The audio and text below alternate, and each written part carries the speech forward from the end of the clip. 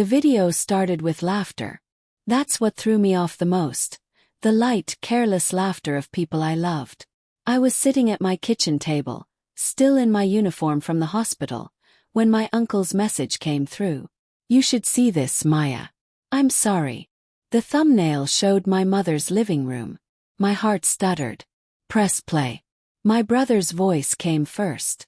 She acts like she's some saint just because she pays a few bills. Then my mother's voice, sharp as a slap. A few? She thinks she's the reason this house stands. Always reminding us of how much she's done. Such a burden. Laughter again. Familiar voices.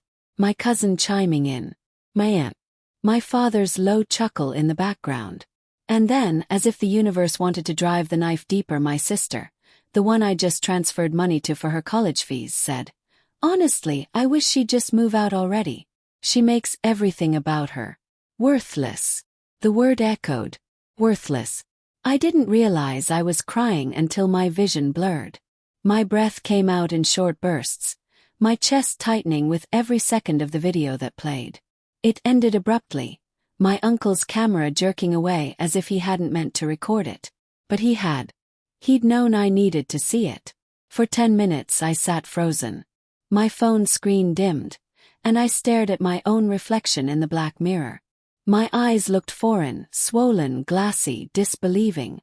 I had worked double shifts for months to help them. When Dad's business failed, I covered the mortgage.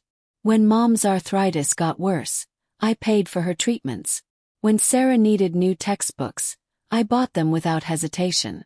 I thought I was holding my family together. Instead, I'd been suffocating them, or at least that's how they saw it. The kitchen smelled faintly of coffee and antiseptic from my hospital scrubs. Outside, the world kept moving. Distant horns, a barking dog, the hum of life going on as if mine hadn't just cracked open. My first instinct was denial. They didn't mean it that way. Maybe it was edited. Maybe they were joking. But my uncle wouldn't do that. He'd always been the quiet observer, the one who stayed out of the family drama. If he sent it, it was because he knew the truth had to come out. Still, I needed to hear it from them. I drove to my parents' house that evening. The house I'd been paying the bills for. The one I still called home. When I walked in, Mom was on the couch watching TV. Dad was on his phone.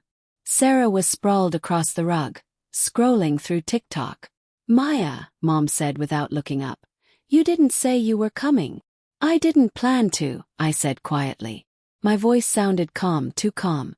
"Can we talk?" They exchanged quick glances. That was my first clue, the flicker of something guilty behind their eyes. "Of course," Dad said. "What's wrong?" I placed my phone on the coffee table and pressed play. The room filled with their laughter. Their words.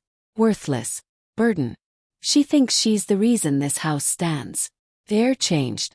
The laughter on screen faded, but its ghost lingered. Sarah's face went pale. Mom's lips parted in shock. Dad's shoulders stiffened. "Maya," Mom whispered. "It's not what it looks like." "Then what is it?" My voice cracked. "Because it looks like the people I've been killing myself for think I'm pathetic." "It was just talk," Dad said, standing. "You know how family can be.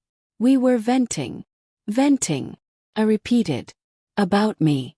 About how much you hate the person who's keeping your lights on." Sarah started crying.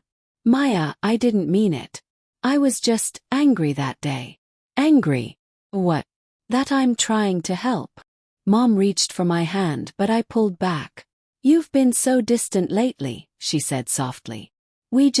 Sometimes we feel like you use money to control us." That hit me harder than the word worthless. "Control you?" I whispered. "I work 14-hour shifts because I want you to have a roof. I skip meals so Sarah can go to college. You think I'm doing that to control you?" Mom's eyes filled with tears. "You make us feel small." I blinked, disoriented. "I make you feel small." Dad sighed. "Maya, it's complicated.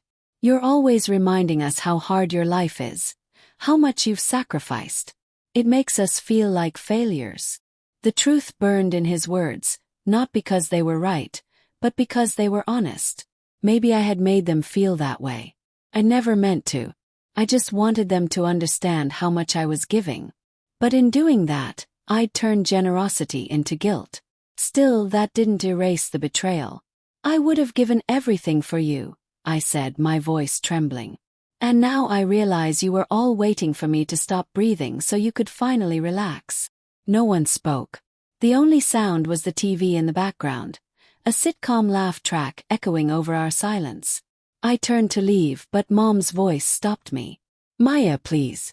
Don't walk away like this. Faced her. You already did. That night I packed my things. My apartment was small, barely furnished, but it was mine.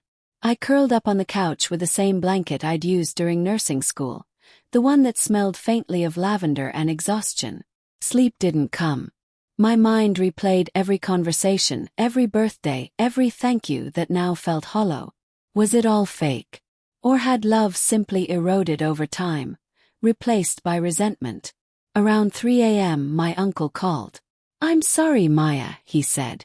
I shouldn't have sent that video, but I couldn't keep watching them pretend. Pretend what? That they appreciate you. You've been their safety net so long they forgot you're a person, not a paycheck. I didn't respond. My throat was tight. Sometimes, he continued, love gets twisted by dependency. They resent needing you because it reminds them they failed where you succeeded. His words lodged deep. Maybe that was it. Maybe I wasn't a burden. They were ashamed of their own weight. But that didn't make the hurt vanish. A week passed before I heard from them again. Sarah texted first. Miss you. Sorry. Then Mom called. We shouldn't have said those things. We just felt cornered. I wanted to forgive them. I wanted to go back to how it was, to Sunday dinners and movie nights and late-night phone calls. But every time I closed my eyes, I heard the laughter. So I did something I'd never done before. I stopped sending money. First it felt cruel. But with time the silence became freeing. I learned to buy things for myself. I took a short trip. I started therapy. Then 2 months later, a letter arrived in the mail. Handwritten, trembling script. It was from my father. You were right to walk away. We didn't deserve your help.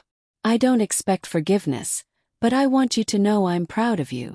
For standing up for yourself. We're trying to fix what we broke. Mom joined a support group. Sarah got a part-time job. Maybe someday we'll earn the right to call you home again. I cried reading it. Not the raw, broken sobs of betrayal, but the quiet tears of release. Maybe love wasn't meant to be blind loyalty. Maybe it was knowing when to stop giving before you lost yourself. A few weeks later, I visited my uncle. He was sitting on the porch watching the sunset. Feeling better? He asked. I think so, I said.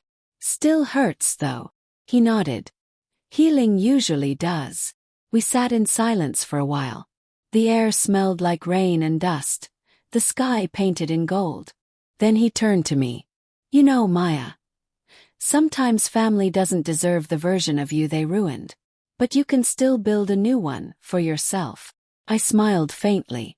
Yeah, I'm learning that. The wind shifted, carrying the faint scent of home-cooked food from a nearby house. Somewhere inside me something unclenched. I wasn't worthless. I wasn't a burden. I was free.